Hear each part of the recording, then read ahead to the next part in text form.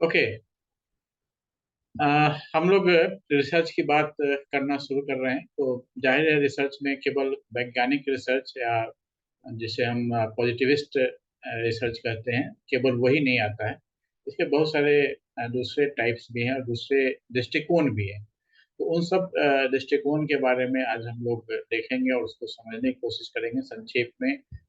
चूंकि समय भी कम है, हम लोगों ने जो टाइम का स्लॉट रखा है उसके हिसाब से, और हम लोगों का ये पहला दिन है, तो आज हम लोग इसको संक्षेप में ही समझने और जानने की कोशिश करेंगे।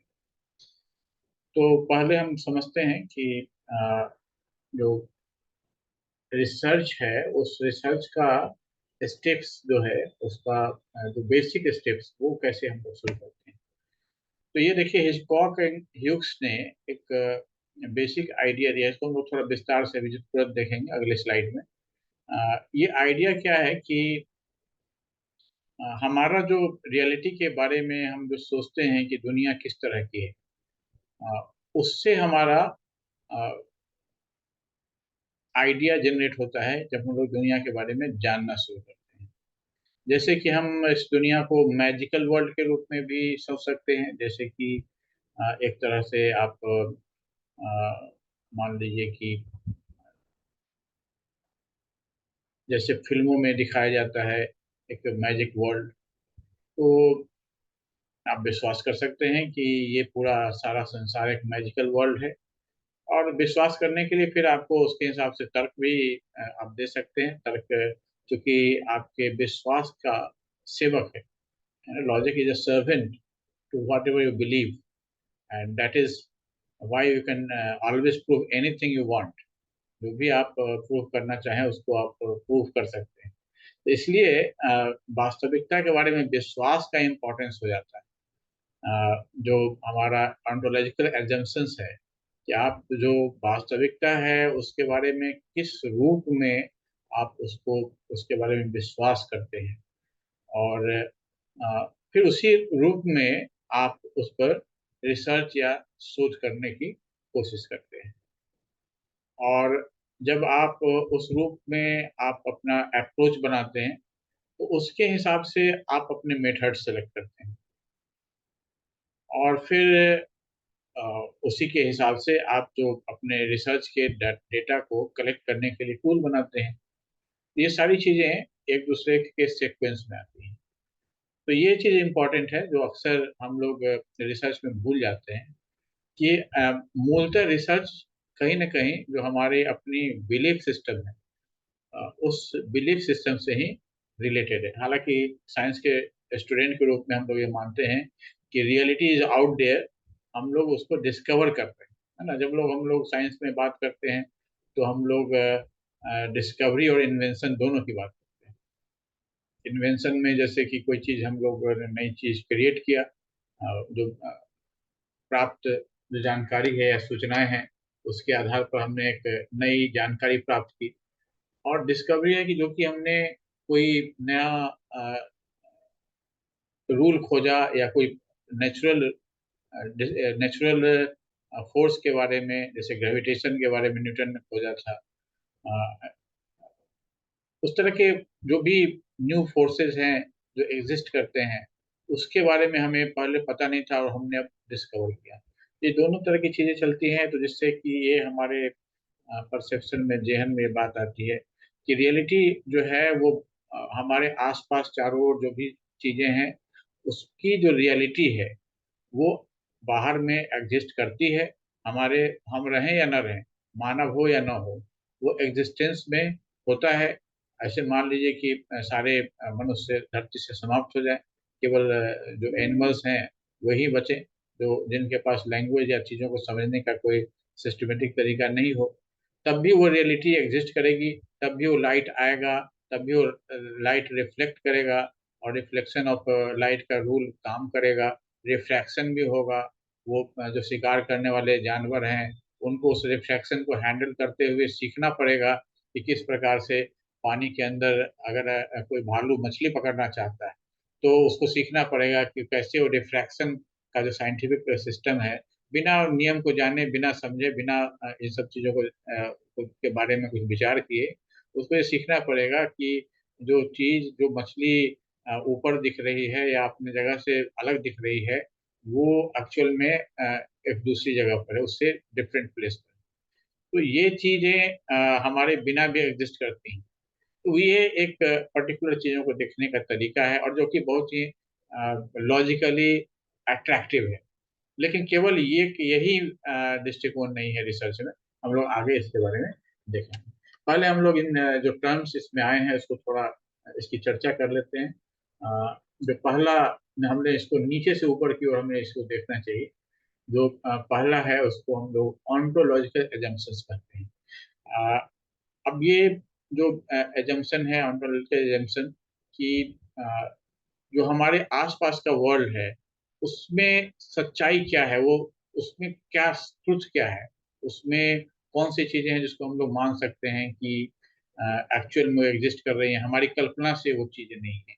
जैसे कोई लेखक या कोई नॉवेलिस्ट है, वो अपना अपना अपना एक अपनी एक कल्पना करता है और अपनी कल्पना का एक संसार बनाता है। तो उस तरह का संसार है क्या? हम लोगों ने पूरे अपने अपनी जो रियलिटी है, अपने आसपास की जो चीजें हैं, उसको हमने अपने कल्पना से हम लोगों ने निर्मित कर रखा है, या वो एक्चुअल में एग्जिस्ट करता है? तो ये पहला एजम्पशन है। हम विश्वास क्या करते हैं कि हमारे आसपास क्या चीजें एग्जिस्ट करती हैं। जैसे कुछ लोग विश्वास करते हैं कि भूत प्रेत एग्जिस्ट एग्जिस्ट करते हैं, कुछ लोग विश्वास करते हैं कि नहीं करते हैं। तो अब ये उनके इसके हिसाब से जब उनका अगर उनको सोच करने का मौका मिले, तो अब वो किस चीज से ज्यादा इंट्रिग्ड हैं उसके हिसाब से कुछ लोगों ने पारा साइकोलॉजी का को भी अपने स्टडी और रिसर्च का क्षेत्र बनाया है। आप देखेंगे, अगर आप इंटरनेट पर सर्च करें तो पारा साइकोलॉजी का एक बहुत बड़ा ग्रुप है, और बहुत ही उसका वास्ट लिटरेचर आ चुका है पिछले 200 सालों में, 200-250 सालों में, जिसमें कि उस पर बहुत सारे काम लोगों ने किए हैं। अब उसको हम लोग साइंटिफिक गैम्बिट में नहीं रखते हैं, ना ही उसको हम लोग सीरियस एकेडमिक रिसर्च के लिए कंसिडर करते हैं। लेकिन ये दिखाता है कि जो रियलिटी का परसेप्शन है वो डाइवर्स है। हम जो ह्यूमन बींग्स हैं, ये जरूरी नहीं है कि सारे लोग रियलिटी के बारे में सब लोग एक मत हो जाएं कि हाँ साहब ये तो रियलिटी है और हम इसमें विश्वास करते हैं कि ये ही रियलिटी है और इसके बाहर की चीजें हम लोग नहीं मानेंगे। तो ऐसा मानने वाले लोग और दूसरे तरह के की चीजों को मानने वाले लोग, हर तरह के लोग एग्जिस्टेंस में हैं और आगे भी रहेंगे। ऐसा कभी नहीं होगा कि ये एग्जिस्टेंस खत्म हो जाएगा। जैसे आपने देखा कि जहाँ बिलीफ सिस्टम है, तो हमारे साइंटिस्ट के बीच में भी कई सारे ऐसे लोग हैं जो कि अ, बिल्कुल साइंटिफिक रूप से प्रूव्ड चीजें हैं उसको ही विश्वास करते हैं, या उससे बाहर निकल करके वो अपने जैसे हमारे आपने देखा भी हमारे जो इसरो के लोग थे, they are believers, they believe in God, they believe in they believe in grace of God and all that things you have observe. जब हमारा चंद्रयान का के लिए जो प्रोसेस शुरू हुआ था और उसके बाद के समय में, तो ऐसा नहीं है कि एक दृष्टिकोण आपको एक समय में इस चीज के लिए बाध्य करता है कि आप अपने दिमाग में दूसरे दृष्टिकोण को ना रखें। लेकिन जब हम लोग साइंटिफिक और एकेडमिक रिसर्च की बात करते हैं, तो हम लोग कुछ एक पर्टिकुलर दृष्टिकोण को ही मान्यता देते हैं, और उन दृष्टिकोण के बारे में हम लोग अपने शोध अध्ययन में रिसर्च करते हैं। तो कुछ पर्टिकुलर दृष्टिकोण है जिसके बारे में हम लोग अभी आगे अध्ययन करेंगे। और उस दृष्टिकोण के आधार पर जो दूसरा ज्ञान शास्त्रीय एपिस्टेमोलॉजिकल एजम्पशन है, वो कि हम लोग जो रियल वर्ल्ड के बारे में जानते हैं, वो उसको हम लोग कैसे जान सकते हैं, उसके जानने का तरीका क्या हो सकता है। क्या हम लोग उसको अपने ज्ञानेंद्रियों की सहायता से जानेंगे, या क्या हम लोग उसको लोगों से डिस्कशन करके निकालेंगे, या क्या हम लोग उसके ऊपर बहुत गंभीरता से कॉन्टेम्पलेशन या बहुत सोच के उस पर मेडिटेट करके, या उस तरह से हम उसका कोई लॉजिकल रीजनिंग करके निकालेंगे, या कि हम लोग जो पुराने डॉक्यूमेंट्स हैं उन सारे डॉक्यूमेंट्स को डिसाइफर करके उसका reading between between the lines करके जो चीज़ें वहाँ नहीं लिखी हुई हैं उसको उसको प्रिडिक्ट करके या इन्फर करके हम लोग उस तरह से जाएंगे। तो डिपेंड करता है कि हमारा पहले तो हमने पहला चीज हो गया कि हम रियल किसको मानते हैं, और फिर हम उसमें जिन चीजों को रियल मानते हैं उसके बारे में हम लोग कैसे जान सकते हैं, क्या तरीका हो सकता है इसको हम लोग जानने का। तो आगे हम लोग उसका तरीका देखेंगे, जो रीजनिंग का तरीका है। रीजनिंग हमारे रिसर्च का जो फाउंडेशन है उसको आप कह सकते हैं कि नींव है हमारे रिसर्च का। और उस रीजनिंग के टाइप्स के बारे में हम लोग आगे देखेंगे। तो और उसमें रीजनिंग के वेरिएशन के बारे में भी हम लोग देखेंगे कि कैसे अकॉर्डिंग टू हमारा जो बिलीफ है उसके हिसाब से हम अपने रीजनिंग का वेरिएशन भी देखते हैं। फिर तब तीसरा स्टेप आता है, इसको आप देख सकते हैं ऑन्टोलॉजिकल सबसे नीचे है, उसके ऊपर एपिस्टेमोलॉजिकल है, यानी एग्जिस्टेंस मेटाफिजिक्स का पार्ट है ऑन्टोलॉजी। तो उसके एग्जिस्टेंस के बारे में हम लोग मानते हैं कि क्या एग्जिस्ट कर रहा है, उसके आधार पर कि क्या उसको हम जान सकते हैं। पहला सवाल होता है कि रियल वर्ल्ड तो है, लेकिन क्या हम उसको जान सकते हैं, और कैसे जान सकते हैं। अगर हम जान सकते हैं तो कैसे जान सकते हैं। तो एक बार जब हम लोग कैसे का डिसाइड कर सकते हैं, कर लेते हैं, तब हमें सिस्टमेटिक एक तरीका निकालना पड़ता है, जो कि तीसरा स्टेप है, मेथोडोलॉजिकल कंसिडरेशन। ये सिस्टमेटिक तरीका हमें इसके लिए निर्धारित करना पड़ता है, जिसको फॉलो करके हम या कोई और भी उन चीजों को जानने का प्रयास करे।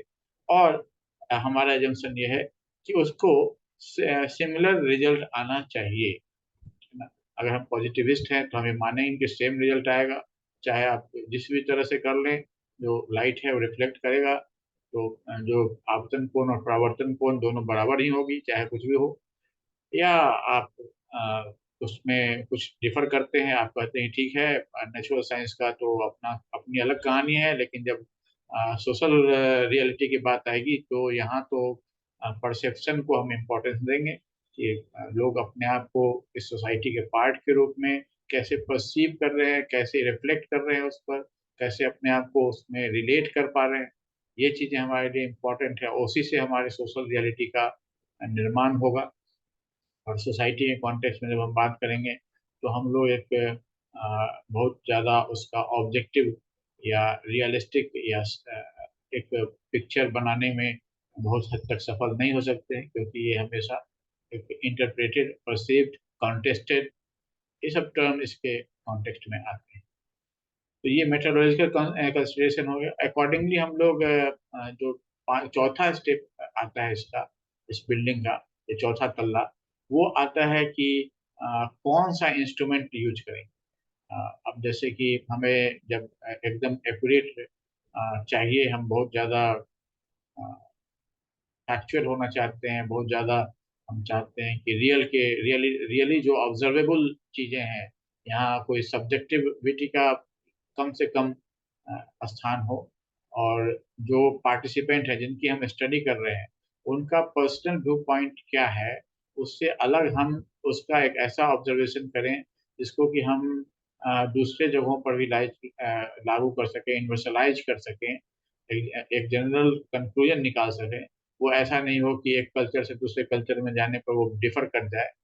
तो जाहिर है आप उसके लिए कुछ ऐसा टूल बनाएंगे जिसमें कि आप जो स्कूल से, या जैसे कि आपने क्वेश्चनायर बनाया है, या आपने एक एजुकेशन का मामला है तो आपने एक इवेल्युएशन का एक क्वेश्चन सेट किया है, तो आपने क्या किया है और उसके हिसाब से आपको नंबर्स मिल गए हैं।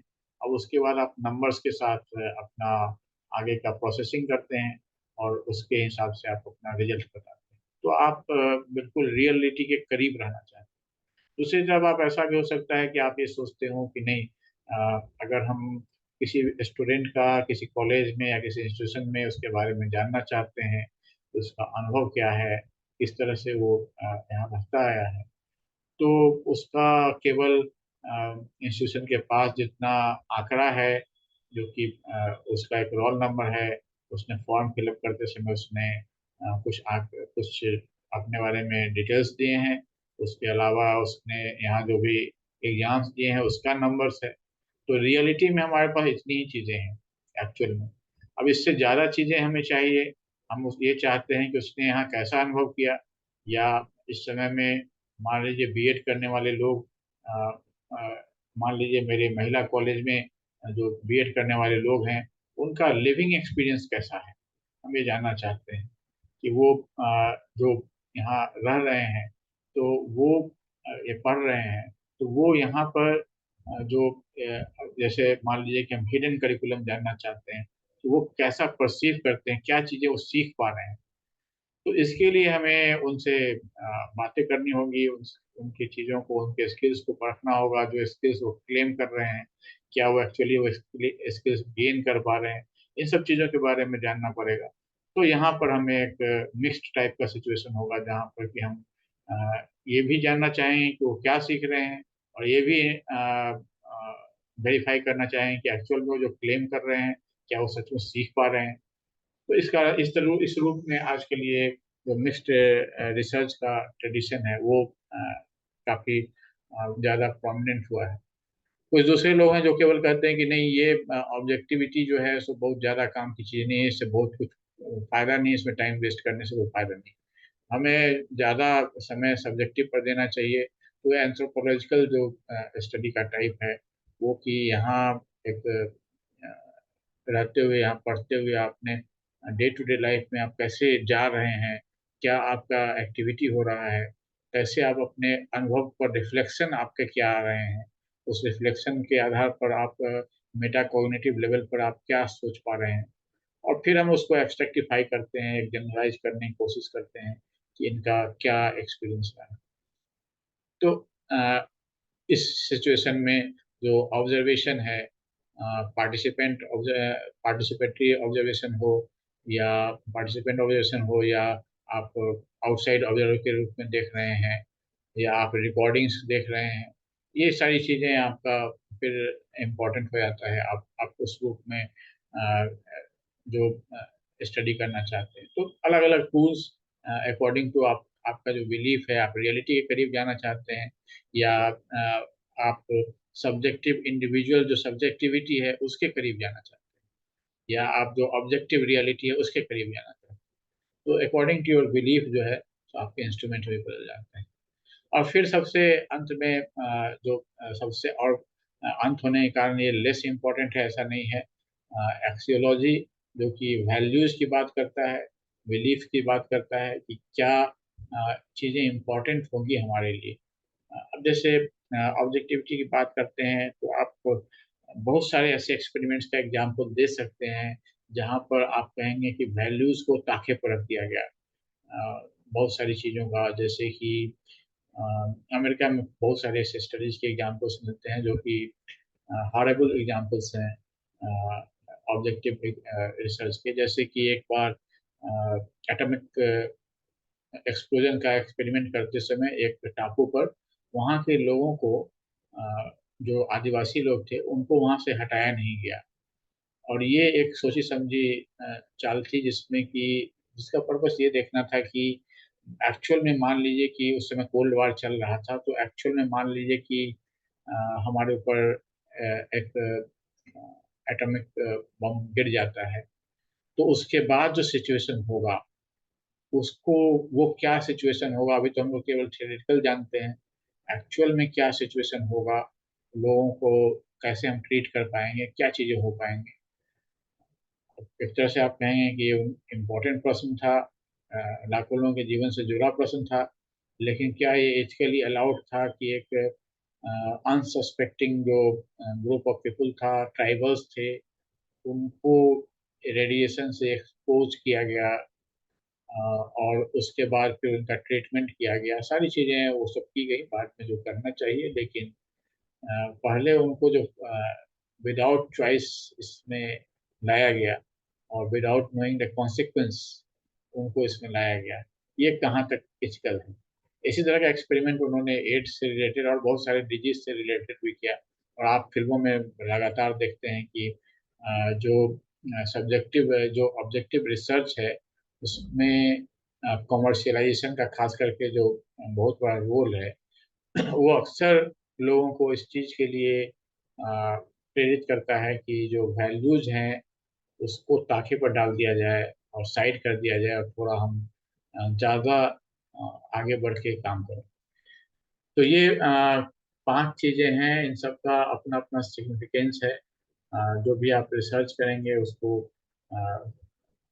जो पार्टिसिपेंट हैं उनके कॉन्सेंट से करेंगे, और भी बहुत सारी चीज़ें हैं, आगे हम लोग उसको देखेंगे। तो अब आगे हम लोग चलते हैं कि जब हम लोग रिसर्च करते हैं, रियलिटी के बारे में जानते हैं, तो हमने पहले ही कह दिया कि हम लोग जो पारा साइकोलॉजी जैसी चीज़ें हैं उसको हम लोग एकेडमिक रिसर्च के गैम्बिट में नहीं रखते हैं, उसके कैटेगरी में नहीं रखते हैं। हम लोगों ने कुछ पर्टिकुलर एरियाज सेलेक्ट किया हुआ है जिसको ही हम लोग केवल रिसर्च की कैटेगरी में रखते हैं, और वो जो एरियाज हैं उसमें उसको हमने रीजन बेस्ड रखा है। और यानी हम एक रीजनिंग को आधार मानते हैं, फाउंडेशन मानते हैं, जिस पर जो चीज़ें हमारा आधार हमारे हमारे वर्ल्ड व्यू के बारे में जो चीज़ें आधारित हैं, केवल उतनी भर चीज़ें ही एकेडमिक रिसर्च के कैटेगरी में आती हैं। तो ये रीजनिंग होता क्या है? बेसिकली हम लोग 3 प्रकार का तर्क उपयोग करते हैं और एक चौथे प्रकार की बात भी हम लोग बाद में जोड़ेंगे। अभी एक 3 प्रकार को पहले देखते हैं जो कि कॉमनली हमारे पास नोन है। पहला तो बेसिकली ये 2 ही प्रकार है, तीसरा जो है सो दोनों को मिला के है। तो पहला है निगमनात्मक या डिडक्टिव रीजनिंग, दूसरा है इंडक्टिव रीजनिंग या आगमनात्मक तर्क। आगम निगम भी हम लोग को बोलते हैं। एक्चुअल में आगम और निगम ज़्यादा सरल भी है और हिंदी में चला हुआ भी है कि आगम निगम, और संयुक्त रूप से आगम आगम और निगम, यानी दोनों को मॉडिफाई मिला दिया, कंबाइंड इंडक्टिव डिडक्टिव अप्रोच। और डिडक्टिव अप्रोच जो होता है, डिडक्टिव रीजनिंग, वो सिलोजिज्म पर आधारित होता है। आपने से जिन लोगों ने यूजीसी नेट का एग्जाम दिया होगा उनको सिलोजिज्म वाले के प्रोत्साहन करने वाले सवाल भी मिले होंगे, जिसमें कि आपको तर्क के टाइप के बारे में बताना पड़े, या उसको क्या ये सही है इससे कंक्लूड करना, ऐसे सवाल उसमें आते हैं।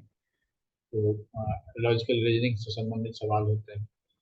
तो ये माना जाता है, ऐसे जनरली माना जाता है कि एरिस्टोटल के ग्रेट कंट्रीब्यूशन के रूप में इसको माना जाता है, जिसमें कि कहा जाता है कि एक मेजर प्रेमिस होता है, यानी एक बड़ा एक जनरलाइज दृष्टिकोण होता है या रूल होता है, और उसके आधार पर हम लोग कुछ छोटे डिडक्शंस निकालते हैं जो कि पर्टिकुलर इंस्टेंसेस के लिए, यानी विशेष उदाहरण जो कि किसी खास परिस्थिति के लिए सही होते हैं। तो इसको हम थोड़ा विस्तार से देखते हैं कि वो डिडक्टिव रीजनिंग क्या होती है। जैसे कि आपके दिमाग में एक मान लीजिए कि कोई एक तरह का रूल बुक है, जिसमें कि जैसे यहाँ दिया हुआ है, ये कॉमन है कि ऑल कैट्स हैव टेल्स, है ना। ये आपने पहले से जाना हुआ है कि ऑल कैट्स हैव टेल्स, और ऑल क्रोज कैन फ्लाई। इस तरह का बहुत सारा स्टेटमेंट है जो कि आप मान सकते हैं। और तब एक स्मॉलर सिचुएशन आता है जिसमें कि कुछ जैसे कि pussy is a cat, since you know big rule, बड़ा रूल आपको पता है, इसलिए आप ये कहेंगे कि जो पुसी है उसके पास भी एक टेल है। सारे बिल्लियों के पास पूंछ होती है, इसलिए, और पुसी एक बिल्ली है, इसलिए पुसी के पास भी एक पूंछ होगी। तो this is a kind of simplest form हम लोग इसकी बात कर रहे हैं। लेकिन डिडक्टिव जो रीजनिंग है उसके और ज़्यादा एक जो सवाल है अक्सर नेट में पूछा जाता है, जिसमें कि जो डिडक्टिव रीजनिंग का सिलोजिज्म है, इसको इसके इंडियन ओरिजिन से संबंधित सवाल भी कई बार पूछा जाता है, इसलिए हमने इसको भी यहाँ इंक्लूड कर लिया है। और अक्सर रिसर्च की किताबों में इंडियन ओरिजिन की बात नहीं होती है ना। जिसमें सिलोजिज्म का मतलब होता है, हिंदी में न्याय शास्त्र में उसके लिए शब्द इस्तेमाल किया जाता है, उसको हम लोग अव्यय बोलते हैं, अव्यय।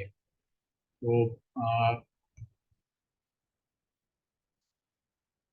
ये एक आमतौर पर माना जाता है कि अनुमान जो है उसका तो इंडियन ओरिजिन है, लेकिन जो सिलोजिज्म है ये ग्रीक ओरिजिन का है। इसका कोई डायरेक्ट एविडेंस नहीं मिलता है, क्योंकि जो चीजें मिल रही हैं उसके आधार पे कल्पना की गई है। लेकिन इसके विपरीत में भी कई सारे तर्क दिए जा सकते हैं। जैसे कि एक तर्क ये है कि जो बादशाहीन जो कमेंटेटर थे न्याय सूत्र से, ये काम सूत्र वाले बादशाहीन नहीं, ये दो ऋषि हुए थे, बादशाहीन काम सूत्र वाले और बादशाहीन एक जो न्याय सूत्र पर उन्होंने अपने अपना कमेंट्री लिखा था। तो ये इन्होंने उदाहरण दिया है जिसमें कि 10 अवयव वाला या 10 मीटर वाला सिलोजिज्म होता है, जबकि जो ग्रीक लोग थे उनको केवल 3 वाला, जिसका हमने पीछे उदाहरण दिया, वो 3 स्टेप वाला या 3 मेंबर वाला सिलोजिज्म है। जो हम लोगों ने बिल्ली का उदाहरण दिया वो 3 स्टेप वाला सिलोजिज्म है, जिसमें एक मेजर प्रेमिस होता है, एक माइनर प्रेमिस होता है और एक कंक्लूजन होता है। तो ये 3 अवयव वाला है, लेकिन यहाँ जो इंडियन ट्रेडिशन है उसमें 10 स्टेप का या 10 अवयव वाले सिलोजिज्म का भी उदाहरण मिलता है। तो ये गौतम की ये एक 5 सॉरी 5 स्टेप वाला यहाँ पर आप देख सकते हैं, जिसमें कि पहला स्टेप है प्रतिज्ञा, दूसरा स्टेप है ये धुआंधार नहीं धुआंधार है, पहाड़ी अग्निमय है, and steel is fiery because it is smoky, and प्रतिज्ञा पहली हुई। दूसरा हेतु, ये एक अक्सर नेट में ये सवाल आता है, मैंने 2-3 बार देखा है, इसलिए मैंने यहाँ दे दिया कि इस गौतम का जो न्याय सूत्र है उसमें 5 स्टेप्स हैं सिलोजिज्म में: प्रतिज्ञा, हेतु, उदाहरण। उदाहरण जनरली जो ग्रीक सिस्टम है उसमें उदाहरण की बात नहीं होती है। उसके बाद उपनय और निगमन। ठीक है, ये प्रतिज्ञा, हेतु, उदाहरण, उपनय और निगमन है ना, जिसमें कि ये पहाड़ी अग्निमय है क्योंकि ये धुआंधार है। ये हमने ऑब्जर्व किया, इसका कारण बताया कि धुआंधार है। जो कुछ भी धुआंधार है वो अग्निमय है। इसका इसका हमने इससे एक उदाहरण दिया कि जैसे कि रसोई घर में आग होती है इसलिए धुआं होता है, तो हम कह सकते हैं कि जो कुछ भी धुआंधार है वो अग्निमय है। ऐसे ही ये पहाड़ी भी है ना? इस मामले में इस नियम का अनुप्रयोग हम लोग कर सकते हैं, और ये पहाड़ी अग्निमय है, अतः यह पहाड़ी अग्निमय है। इस तरह से निगमन यानी डिडक्टिव हमारा ये निकल, ये गौतम का सिस्टम था। कभी कभी इसमें नेट में पूछता है।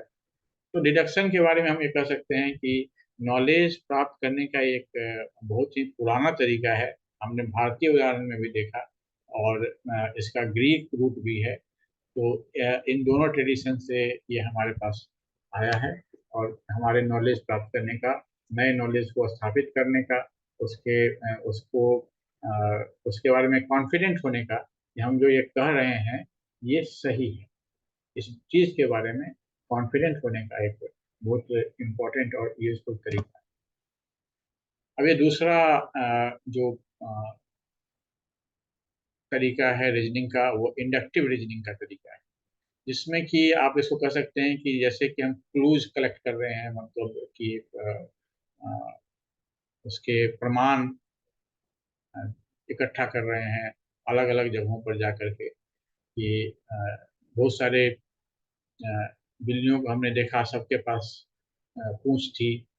तो अब ये हमने सोचा कि ठीक है, सभी बिल्लियों के पास, जितनी बिल्लियों को हमने देखा सबके पास पूंछ है, तो अब हम गेस कर सकते हैं कि संभव है कि संभवतः ये बात सही है कि सारी बिल्लियों के पूंछ होते हैं।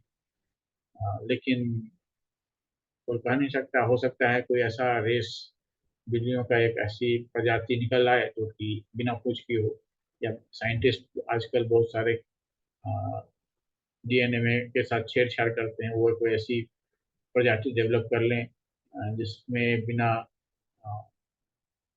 पूंछ वाली बिल्ली हो। जैसे कि अभी हमने कुछ दिन पहले कर्नाटका में 2.5 फीट की गाय का एक ब्रीड लोगों ने डेवलप किया है, जो कि ड्राइंग रूम में भी रह सकती है। और ये जो है पहले से जो हमने देखा है उसके बिल्कुल अलग है। तो इंडक्टिव रीजनिंग का एक बहुत बड़ा लिमिटेशन यही है जो मैंने आपसे कहा कि यहाँ पर हम लोग जो कुछ भी कंक्लूड कर रहे हैं वो पिछले अनुभव के आधार पर है। तो जिसने जिसने पिछले हमने चीजें देखी हैं उसके लिए तो सही है, लेकिन आगे भी वो हमेशा हमारे साथ रहेगा हर समय में, हर जगह, ऐसा जरूरी नहीं है। संभव है कि आपको बिना पूंछ वाली बिल्ली देखने को मिले, या 2 फीट या 2.5 फीट की गाय देखने को मिले, जो ड्राइंग रूम में रहती हो। तो ये सब सिचुएशन भी आपके साथ हो सकता है। तो ये इंडक्टिव रीजनिंग है। अब सॉरी, ये हेडिंग में ये छूट गया है कि this is combined inductive deductive approach. अभी कंबाइंड में क्या होगा कि हम लोग कई बार पहले हमने देखा कि एक जनरलाइजेशन हमने किया जो हमारा अभी तक का अनुभव था, और फिर हम उसको एक पर्टिकुलर सिचुएशन में डिडक्ट करने की कोशिश करते हैं कि अगर हम ये सही हैं तो यहाँ पर भी ये मिलना चाहिए। हाँ, और फिर अगर वो मिल जाता है तो हम फिर कंफर्म करते हैं। फिर हम अगली बिल्ली के पास जाते हैं, फिर हम देखते हैं कि इस बिल्ली में भी मिलना चाहिए, तो फिर मिलता है तो फिर हम कंफर्म करते हैं। तो हम लोग क्या कर रहे हैं, हम लोग इंडक्टिव डिडक्टिव करते हैं। हम लोग पहले ऑब्जर्व करके हमने एक इंडक्शन निकाला कि हर बिल्ली के पास पूंछ होती है। उसके बाद अब हम जहाँ भी बिल्ली देख रहे हैं उसको बार बार उसको डिटेक्ट कर रहे हैं। हमने बिल्ली का चेहरा देखा, अभी सामने से आ रही है, पीछे का पूंछ है कि नहीं नहीं दिख रहा है, हमने मान लिया कि बिल्ली इसकी पूंछ होगी, और हमने देखा कि हाँ पूंछ थी, तो हमने मान लिया कि हमारा इंडक्शन सही था, हमारा नियम सही है। तो इस तरह से ये इंडक्शन डिडक्शन बार बार हम लोग उसको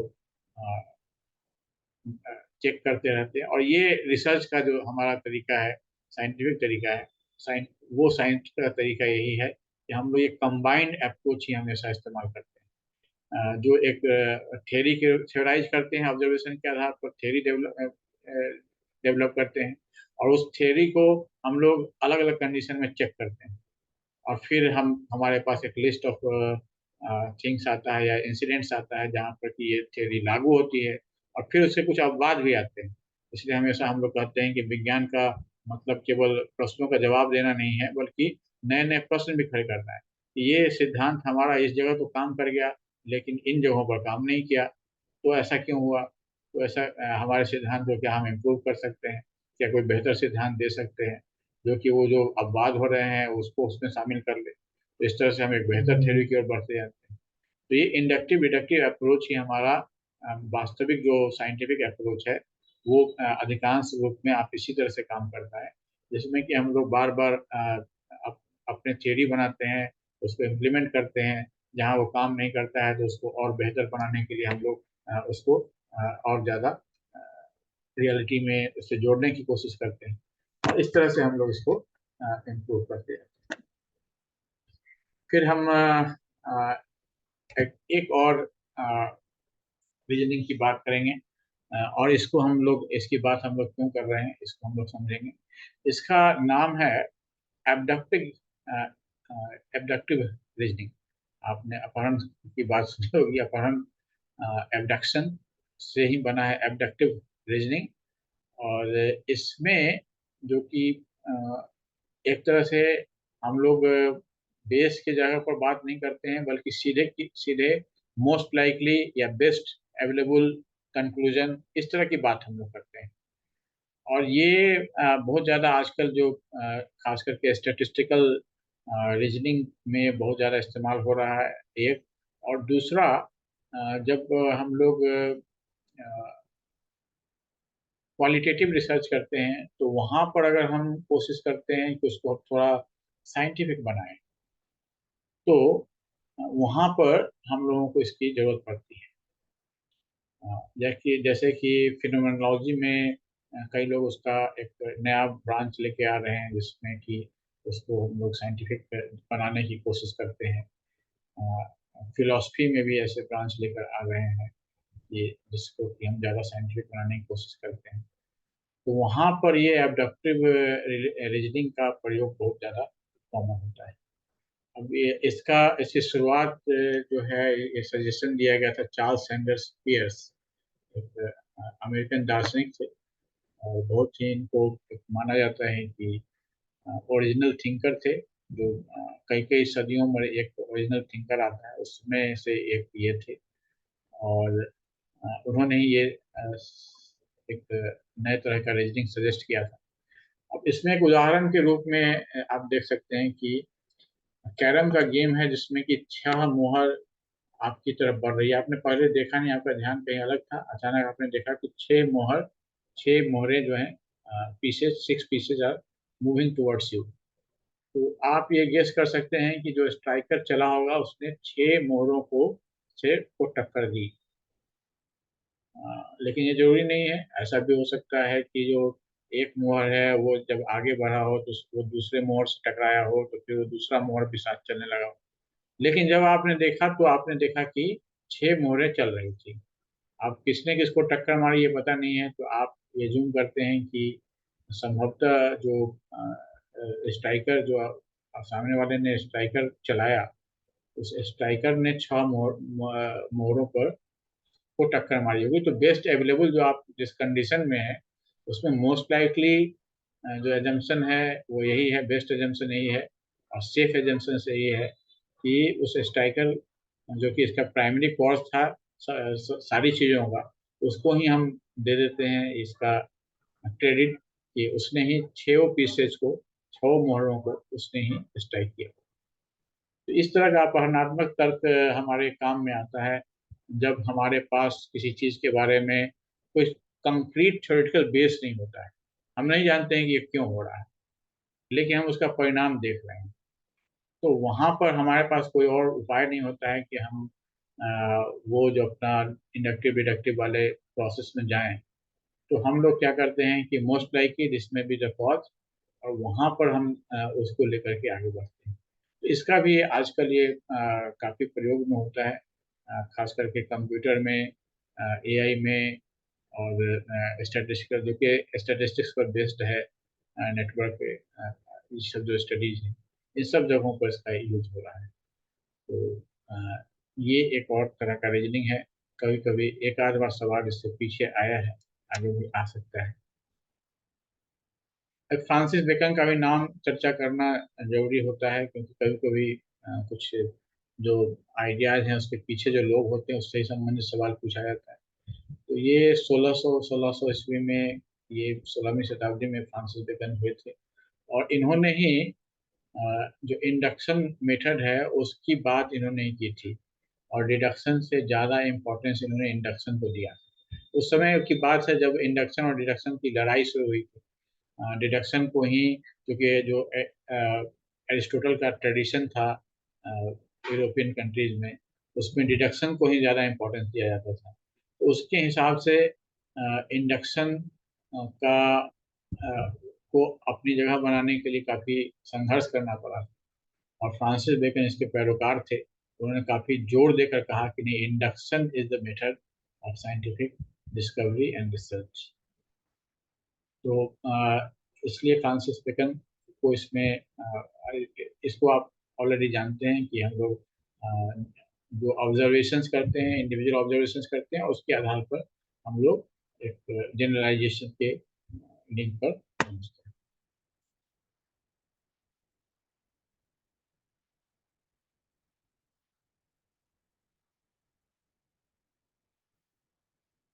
इस तरह से ये टाइटल छूट गया, इसको ध्यान नहीं दिए। यहाँ हम एक जनरलाइज करते हैं कि जो साइंस का तरीका है, हम लोगों ने पहले ही बात कर ली है, जो बैक एंड फोर्थ करता है।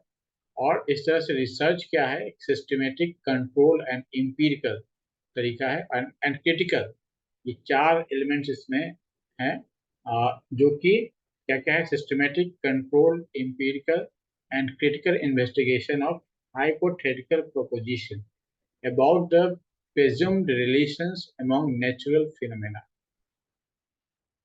रिसर्च को इस रूप में डिफाइन किया गया है, सिस्टमेटिक है, यानी उसमें हर स्टेप को डिफाइन करके किया गया है, रैंडमली नहीं किया गया। सिस्टमेटिक है, आपको अपना स्टेप्स डिफाइन करना है, इसके बाद ये होगा, किसके बाद क्या होगा, रिपोर्ट भी करना है कि हमने किसके बाद क्या किया। कंट्रोल्ड, कंट्रोल्ड का मतलब है कि क्या चीज़ें हमारे एक्सपेरिमेंट के दौरान में या हमारे सर्वे के दौरान में क्या चीजें, क्या एलिमेंट्स होंगी जिसको हम कंसिडर करेंगे, और क्या एलिमेंट्स होंगे जिसको कि हम लोग अवॉइड कर देंगे और उसके इन्फ्लुएंस को मिटिगेट कर देंगे, मिनिमाइज कर देंगे, सबसे कम कर देंगे। इम्पीरिकल यानी जो क्षेत्र है, फील्ड में जा करके उसको काम करना, इम्पीरिकल लेवल पर, ग्राउंड लेवल पर, इम्पीरिकल लेवल पर काम करना। क्रिटिकल, उसमें आलोचनात्मक दृष्टिकोण को बनाए रखना, है ना, आलोचनात्मक दृष्टि मेंटेन रखना। ये चीजें रखते हुए हम लोग क्या करते हैं, नेचुरल जो फिनोमेना है उसके स्टडी करते हैं, और तब हम लोग जाएंगे क्या हम लोग सोशल फिनोमेना की इस तरह से स्टडी कर सकते हैं, नहीं कर सकते, ये हमारा आखिरी दो जो स्लाइड है उस पर होगा। और इसके द्वारा हम लोग क्या करते हैं, highlight its self-correcting nature and importance in discovery of truth, particularly in natural sciences। ये ज्यादा पर्टिकुलर कहाँ है, नेचुरल साइंस है ना, ये अनुभव जन्य अनुभव पर आधारित है ना, और ये सेल्फ करेक्टिंग नेचर का है। हमने एक बार अनुभव किया कि ये हमारा रिजल्ट है, लेकिन आगे फिर हमें अनुभव हुआ कि नहीं, ये हमने जो कंक्लूजन बनाया है या थ्योराइज किया है ये आगे काम नहीं कर रहा है, तो हम इसको मॉडिफाई करते हैं। This is self correction. और इससे डिस्कवरी ऑफ ट्रुथ, है ना, डिस्कवरी ऑफ ट्रुथ के लिए एक अनिवार्य पार्ट है, और नेचुरल साइंस में बहुत ही अच्छे से काम करता है। नेचुरल साइंस का जो डेवलपमेंट है जो अभी हम देख रहे हैं उसमें ये बहुत ही अच्छे से काम करता है। इसलिए इसका जो फैशन है या डिमांड है या लोगों के बीच इसकी एक्सेप्टेबिलिटी है, ये बहुत ज़्यादा है। ओके, अब हम सोशल रियलिटी की बात करते हैं। तो अब ये अ, हमने पहले भी जैसे थोड़ी चर्चा इसकी की कि जब सोशल सोसाइटी की बात आती है तो ह्यूमन जो सोसाइटी है ये केवल हमारे जीने के अस्तित्व के अराउंड नहीं बना है। जीने के अस्तित्व के अराउंड में जैसे कोई आप समूह वाले जानवर ले लीजिए, जैसे कि वुल्फ्स, भेड़िए, उनका बहुत सारी चीजें देखेंगे आप, कॉमन एमंग द ह्यूमन की तरह ही वो समूह में रहते हैं, उनका अपना एक मुखिया बन जाता है। वो उसमें कुछ लोग ज़्यादा काबिल होते हैं, अल्फा बीटा गामा के बारे में आपने सुना होगा। अल्फा लेवल जो लीड करता है, बीटा गामा ये सब पीछे पीछे चलते हैं, सेकेंडरी होते हैं लीड करने में। तो इस तरह के चीज़ें हैं जो कि ह्यूमन और एनिमल्स में, जो पैक एनिमल्स हैं, जो ग्रुप में रहने वाले एनिमल्स हैं, उनमें बहुत सारी चीज़ें कॉमन है। उनका अपना एक लैंग्वेज सिस्टम भी है, आपस में कम्युनिकेट करने का सिस्टम है। अ, बल्कि ये कहा जाता है कि सबसे ज़्यादा developed among the non human things, सबसे ज़्यादा डेवलप्ड जो है वो बीज में जो मधुमक्खियाँ हैं, उन बीज में जो सिस्टम है सेल्फ ये कम्युनिकेट करने का, ये बहुत ही तगड़ा सिस्टम है और बहुत सारी चीज़ें उसको लिखी जा चुकी हैं। तो ये कम्युनिकेट करने का जितना बढ़िया मैकेनिज्म होगा वो ग्रुप या सोसाइटी उतना ही ज़्यादा डेवलप्ड होगी। और कम्युनिकेट करने के सिस्टम का बढ़िया होने का मतलब है कि कितना डिस्टिंक्टिवली आप कम्युनिकेट कर पाते हैं। जैसे कि जब कोई खतरा हो तो एक तरह का साउंड है। अब अगर लेकिन हम वो किस तरह का खतरा है उसके लिए भी अगर डाइवर्सिफाई कर पाए, मान लीजिए हम एक खास तरह की प्रजाति हैं, तो अ, किसी भी तरह का खतरा है तो हम एक तरह का साउंड निकालें, एक ही तरह का साउंड निकालें। और अगर खतरे को हम कैटेगराइज कर सकते हैं, जैसे कि शेर का झुंड आ रहा है, एक तरह का खतरा है। फिर भेड़ियों का झुंड आ रहा है, दूसरी तरह खतरा है। लेकिन एक ही शेर, अकेला शेर आ रहा है या अकेला भेड़ी आ रहा है, तो ये दूसरा लेवल या लोअर लेवल का खतरा हुआ। तो अच्छा, दूसरा ये है कि जो अगर आप ऑब्जर्व कर पाते हैं कि जो शेर आ रहा है क्या उसका इंटेंट शिकार करने का है, शिकार करने के लिए जो शेर चलेंगे, या एक शेर वॉक करता हुआ जा रहा है, सिंहावलोकन करता हुआ जिसको हम लोग कहते हैं, ये एक लायंस व्यू देता है, बर्ड्स आई व्यू देता है, तो उसको चलता हुआ जा रहा है, उस तरह से जा रहा है तो कम खतरा है। या जब शिकार करने के मोड में है तो बहुत ही अलर्ट रूप में पांव दबा के चल रहा है, तो उसका साउंड हमने अलग कर दिया। तो इस तरह से मतलब कम्युनिकेट करने का साउंड सिस्टम हम डिफ्रेंशिएट कर पाते हैं, तो हमारा जो ग्रुप का जो सिस्टम है वो बेटर हो जाता है। ऐसे बेहतर करते करते जब हम ह्यूमन के लेवल पे आते हैं तो हम पाते हैं कि हम केवल न केवल डिफ्रेंशिएट कर सकते हैं, बल्कि हम लोग लैंग्वेज में रिकॉर्ड कर सकते हैं चीज़ों को, और रिकॉर्ड करके बाद में विजुलाइज कर सकते हैं। अब यहाँ से मामला बिल्कुल नेचुरल साइंस से अलग सिचुएशन हो जाता है, जहाँ की नेचुरल साइंस में रियलिटी फिजिकल वर्ल्ड में या तो सूक्ष्म लेवल पर हो, एनर्जी के लेवल पर हो, या मटेरियल लेवल पर हो, ऑलरेडी एग्जिस्ट कर रही है। लेकिन अब यहाँ एक तीसरा एलिमेंट आ जाता है जहाँ ह्यूमन की बात होती है, जहाँ पर कि हम लैंग्वेज में का केवल कम्युनिकेशन के लिए इस्तेमाल नहीं कर रहे हैं, बल्कि स्टोरिंग के लिए इस्तेमाल कर रहे हैं। और स्टोरिंग का मतलब इस तरह से है जैसे कि लाखों सालों से जब से भाषा विकसित हुई हम लोगों के बीच में, हम लोग कहानियां कहते हैं। वो कहानियां क्या है कि हमारे पूर्वजों के जो अनुभव रहे हैं, उन अनुभव का जो सार है, उसका जो विजडम है, उन कहानियों में रिकॉर्डेड है। जब आप कहानियां कहते हैं तो जो सुनने वाले हैं उस अनुभव से गुजरते हैं, और उनको सेम टू सेम तो नहीं, लेकिन बहुत हद तक उस सिचुएशन में अगर वो एक्चुअली होते तो उनको जो चीज़ें अनुभव होती वो उनको अनुभव हो जाता है, और उसमें जो बेस्ट चॉइस होना चाहिए वो भी उनको पता चल जाता है। तो बिना एक्चुअली में वो रियल सिचुएशन में गए, वो एक स्टोरी के माध्यम से उस रियलिटी को जी लेते हैं। अब ये एक बहुत बड़ा चैलेंज है, जिसमें कि एक रियलिटी ऐसी भी है जो स्टोरी में एग्जिस्ट कर रही है, एक्चुअल में एग्जिस्ट नहीं कर रही है।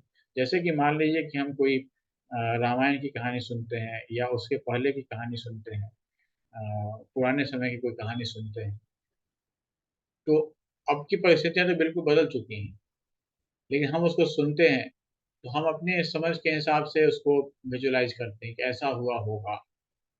अ, अब आपने देखा कि अभी कुछ समय पहले रामायण की फिल्म एक और बनाई गई, और उसका काफ़ी विरोध हुआ, उस पर काफ़ी हंगामा हुआ। अंत में फिल्म को एक तरह से समझिए कि लोगों ने, बहुत सारे लोगों ने बाइकआउट कर दिया।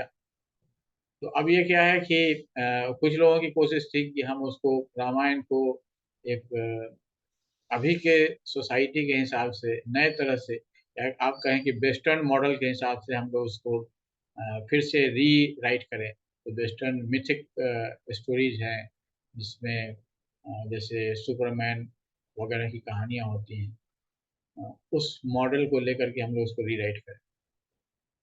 जबकि जो दूसरे लोग थे उनको ये पसंद नहीं आया, तो उन्होंने इसका विरोध किया कि नहीं, ऐसा नहीं चलेगा, ये नहीं चले करने देंगे।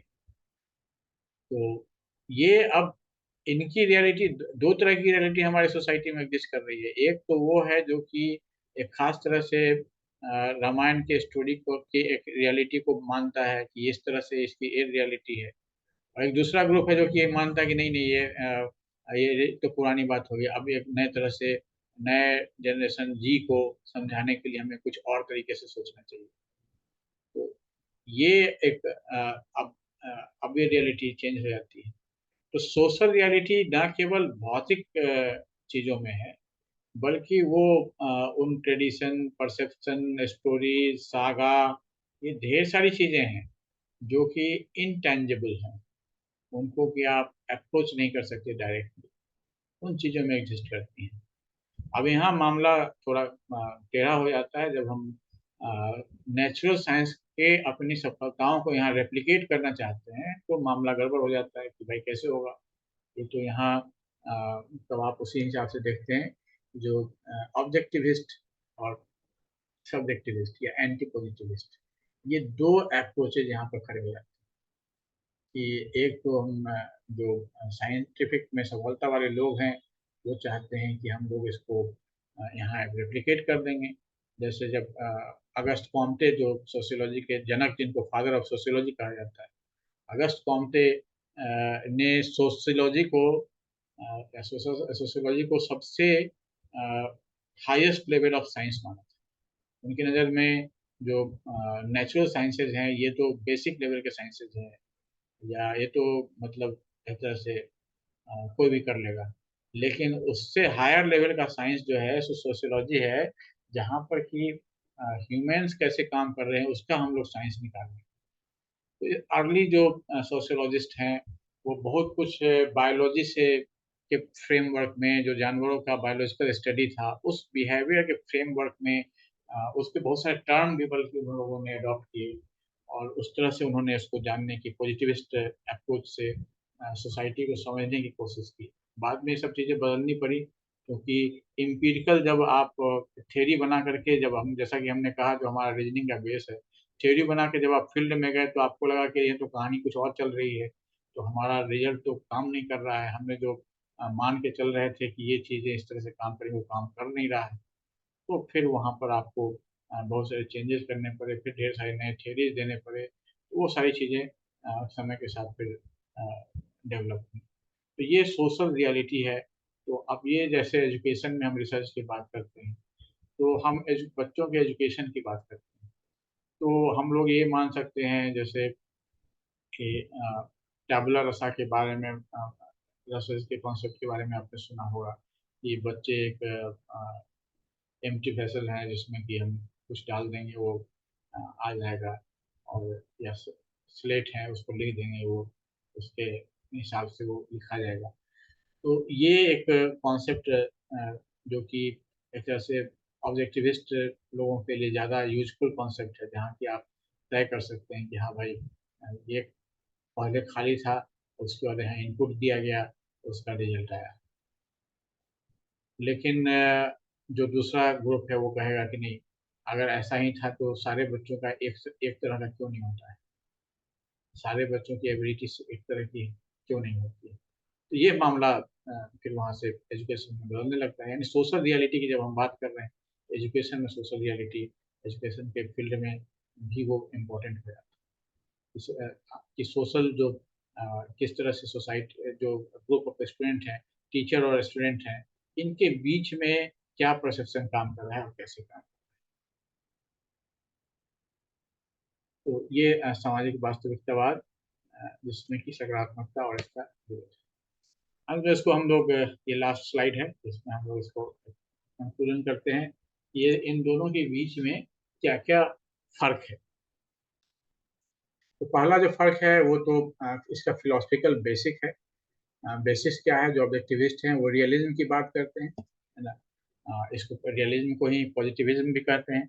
और दूसरा जो है वो आइडियलिज्म की बात करता है कि जो आइडिया के लेवल पर जो परसेप्शन है संसार के बारे में, उससे ये चीज़ें क्रिएट हुई हैं। ये सब्जेक्टिविस्ट है, जो सब्जेक्ट अपने दिमाग में चीज़ें क्रिएट कर रहा है उससे क्रिएट हुई हैं।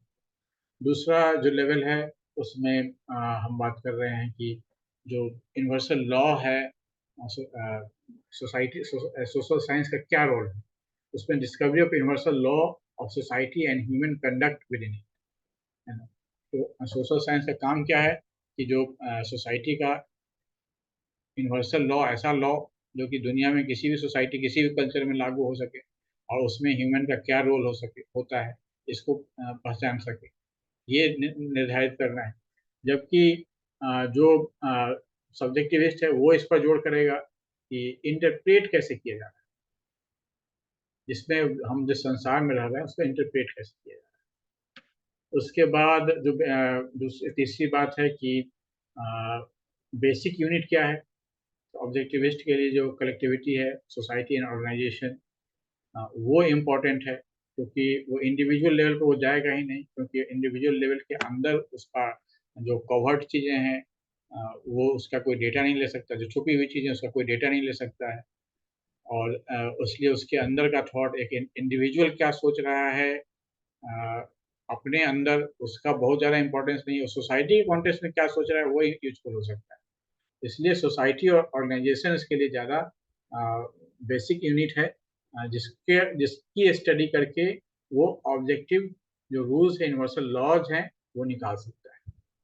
जबकि जो सब्जेक्टिविस्ट हैं उनका मानना है कि जो इंडिविजुअल्स हैं वो इंडिविजुअल लेवल पर डिसीजन ले रहे हैं इनको और अपना रोल प्ले कर रहे हैं, इसलिए उन इंडिविजुअल पर फोकस करना चाहिए, क्योंकि सोसाइटी उनके इंडिविजुअल एक्ट का कलेक्टिव आउटकम है। सोसाइटी का जो भी फिनोमेना है वो इंडिविजुअल एक्ट टर्म्स को थोड़ा ध्यान से समझिए कि सोसाइटी का जो भी फिनोमेना है वो इंडिविजुअल्स के एक्ट्स का एक सिनर्जिक या एक कॉमन आउटपुट है ना। एक्ट जो है इंडिविजुअल लेवल पर हो रहा है, जबकि जो ऑब्जेक्टिविस्ट हैं वो मानेंगे कि नहीं, सोसाइटी के लेवल पर एक कॉमन कॉन्सेंसस है, उसके हिसाब से इंडिविजुअल काम कर रहे हैं और उसी कॉन्सेंसस को पकड़ के हम कोई यूनिवर्सल लॉ को निकाल सकते हैं। तो ये ऑब्जेक्टिविस्ट है।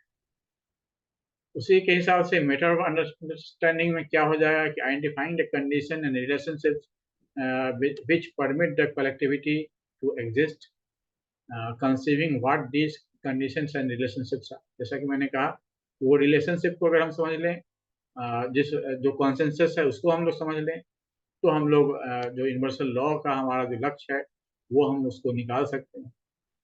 जबकि यहाँ पर क्या है कि जो इंटरप्रिटेशन है, जो मीनिंग, जो चीजें हो रही हैं, हम अपने आप को सोसाइटी में किस लेवल पर, किस रूप में समझ पा रहे हैं, वो हमारे लिए इम्पोर्टेंट है। और उसके हिसाब से हमारा जो सब्जेक्टिव रोल है उसको हम डिस्कवर करते हैं। जैसे कि एक सन के रूप में मेरा क्या रोल है अपने फैमिली में, एक टीचर के रूप में कॉलेज में मेरा क्या रोल है, इसको हम हर सब्जेक्ट इंडिविजुअली अपने बारे में डिसाइड करता है कि कितनी सीरियसनेस से, कितनी ईमानदारी से और कितने इंटेंसिटी के साथ हम अपने काम को करें। अकॉर्डिंगली यहाँ पर थ्योरी जनरेट होती है, जो ऑब्जेक्टिव थ्योरी होती है वो एक रेशनल स्ट्रक्चर में बनता है, rational edifice built by the scientist to explain human behaviour. और जहाँ जहाँ की यहाँ सब्जेक्टिविस्ट होता है वो क्या करता है कि सेट ऑफ मीनिंग्स निकालता है। तो लोग चीज़ों को इस प्रकार से समझ में रहे हैं और बस उस प्रकार से उसको सामने रख देता है ताकि एक अंडरस्टैंडिंग आ जाए कि ये चीज़ें इस प्रकार से लोगों द्वारा समझी जा रही।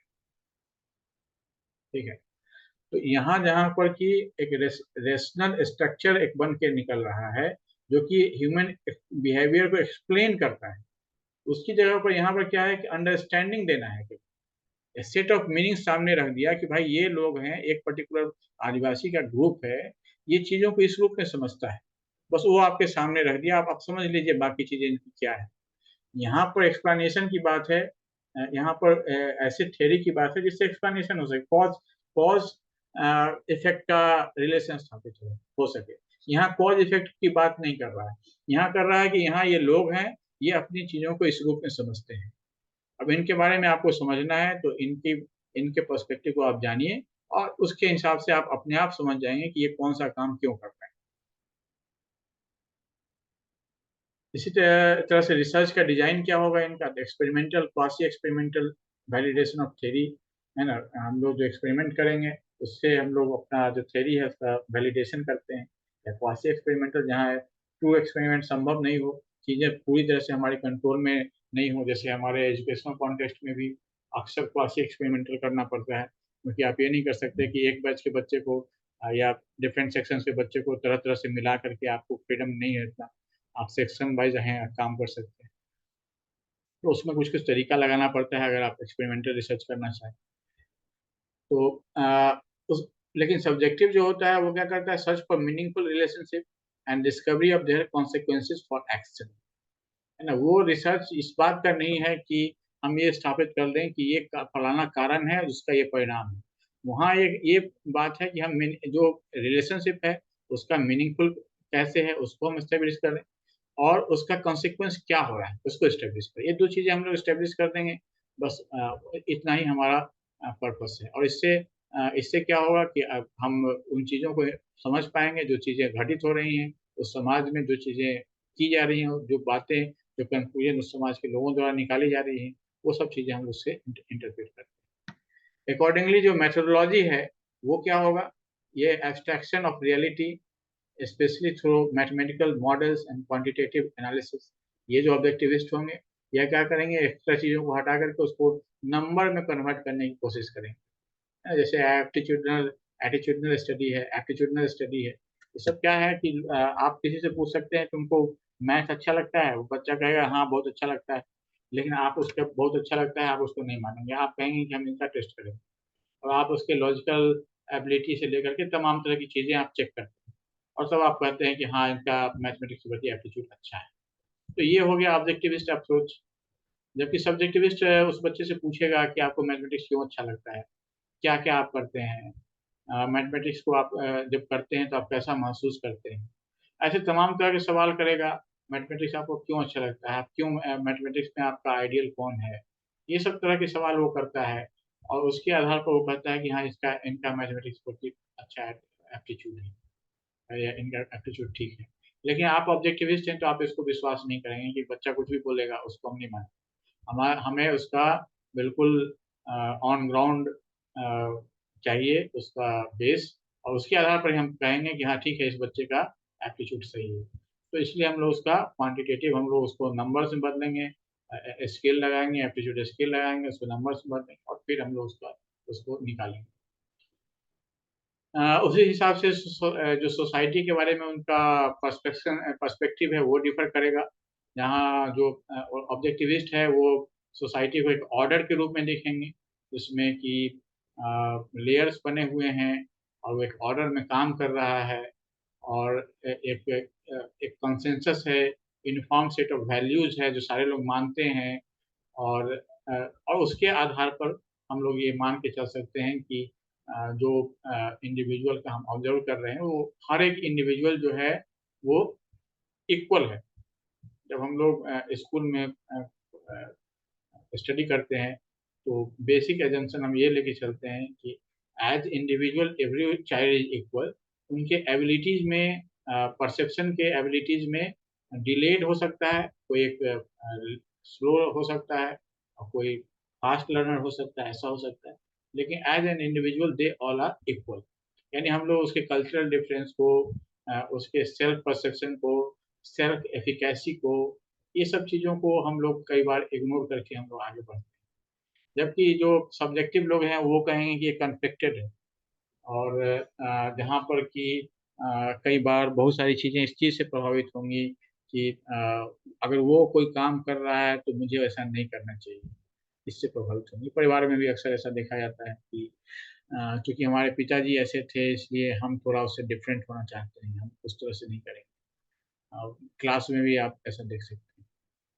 तो ये कन्फ्लिक्टेड सोसाइटी है जिसमें कि वैल्यूज में डिफरेंस है। अपने आप को लोग अदर के रूप में देखते हैं कि वो जैसा कर रहा है, वो पर्टिकुलर रिलीजन वाला जैसा कर रहा है, हम लोग उससे अलग हैं, हम लोग अच्छे हैं, हम लोग अलग हैं। तो इस रूप में वो देखता है और इस रूप में वो चीज़ों को एक्सप्लेन करने की कोशिश करता है। उसी तरह से ऑर्गेनाइजेशन की बात करते हैं तो ऑर्गेनाइजेशन हमेशा गोल ओरिएंटेड होगा। जो ऑब्जेक्टिविस्ट है उसके इंडिपेंडेंट ऑफ पीपल होगा। जिसने जो गोल सेट किया है वो गोल उसको अचीव करना है। अब कोई कम कर पा रहा है, कोई पूरी तन्मयता से कर रहा है या कम तन्मयता से कर रहा है या कम उसके लिए एफर्ट लगा रहा है, वो एक अलग चीज़ है। लेकिन वो लोगों से इंडिपेंडेंट है। जो गोल सेट कर दिया है, हमारे कॉलेज का एक मोटो है, एक गोल है, सारे लोग उसके लिए काम कर रहे हैं। और instruments of order in society serving both society and individual, जो उसके लिए ऑर्डर, जैसे हमारे देश को चलाने के लिए कॉन्स्टिट्यूशन है वो सर्वोपरि है, उसके आधार पर कानून बने हुए हैं, उसके आधार पर सरकारें चलती हैं, काम होता है। उसको काम में लाने वाले लोग लचर हो सकते हैं, भ्रष्टाचार हो सकता है, बहुत सारी चीज़ें हो सकती हैं। लेकिन ये बेसिकली एक स्ट्रक्चर जो है वो बना हुआ है, उसके स्ट्रक्चर में ही काम हो रहा है। जो ऑब्जेक्टिविस्ट हैं उसी स्ट्रक्चर पर फोकस करें। जबकि जो सब्जेक्टिविस्ट है वो कहेंगे कि ये तो लोगों पर डिपेंड करता है कि क्या काम होगा, कैसे होगा, उसके हिसाब से वेरी करेगा। उसी तरह से जो ऑर्गेनाइजेशनल जो पैथोलॉजीज है, यानी उसमें जो कि गड़बड़ी है उसको कैसे है, कैसे देखेंगे ये लोग। तो जो जो कि सोशल वैल्यूज से लोग कैसे डेविएट कर रहे हैं, ये डेविएशन का अध्ययन करेगा जो ऑब्जेक्टिविस्ट हो। जबकि जो सब्जेक्टिविस्ट है वो कहेगा कि लोगों के बीच में कन्फ्लिक्ट होता है, इसलिए जो लोगों का गोल है वो डाइवर्स हो सकता है। उसी तरह से चेंज का जो प्रेस्क्रिप्शन है, जो रिसर्च का एक कंक्लूजन होता है, जो सजेशंस होता है, वो भी डिफर करता है। कैसे डिफर करता है? तो जहाँ ऑब्जेक्टिविस्ट कहते हैं कि जो change in structure of organisation है सोशल वैल्यूज के हिसाब से, वो कैसे उस सोशल वैल्यूज को मीट कैसे करेगा, उसके लिए वो सजेशन देगा। जो ऑर्गेनाइजेशन का स्ट्रक्चर है, उसमें किस प्रकार से चेंज किया जाए ताकि जो सोशल वैल्यूज है उसका उसकी पूर्ति हो सके और इंडिविजुअल नीड्स को भी पूरा हो सके। ये दोनों चीजें हो सके। जबकि जो सब्जेक्टिविस्ट है वो क्या कहेगा? Find out what values are embodied in the organisational action and whose they are, and change the people और change the values if you can. है ना? तो यानी क्या हुआ कि जो काम, जो वैल्यूज इम्बॉडीड है, जो वैल्यूज उसमें अंदर जो काम हो रहा है, ऑर्गेनाइजेशन एक्शन हो रहा है, उसके अंदर क्या वैल्यूज निहित है, उसको आप पहले देखिए और अकॉर्डिंगली या तो आप लोग को बदल दीजिए या उस वैल्यू को बदल दीजिए, सीधे सीधे। तो ये जहाँ की एक स्ट्रक्चर ले के पहले से चलता है कि कॉन्स्टिट्यूशन हमारा एग्जिस्ट कर रहा है, हम लोग उसी के अंदर काम कर रहे हैं, तो उसी के हिसाब से हमको काम करना है। तो उसके हिसाब से हम सोशल वैल्यूज को मीट कराएंगे और इंडिविजुअल नीड्स जो है उसको मीट कराएंगे। जबकि ये कह रहा है कि आप अ, देख लीजिए कि क्या वैल्यू काम कर रहे हैं, उसके हिसाब से आप या तो वैल्यू बदलिए, अकॉर्डिंग उसको फिट कीजिए, या फिर लोगों को बदलिए कि वो वैल्यू को माने, या वैल्यू को बदलिए कि लोगों के अनुसार हो। ये दोनों चीजें हो सकती हैं। तो ये बातें थी। ये हमारा लास्ट स्लाइड था। तो आप अगर कुछ पूछना या बोलना चाहें तो पूछ सकते हैं या बोल सकते हैं।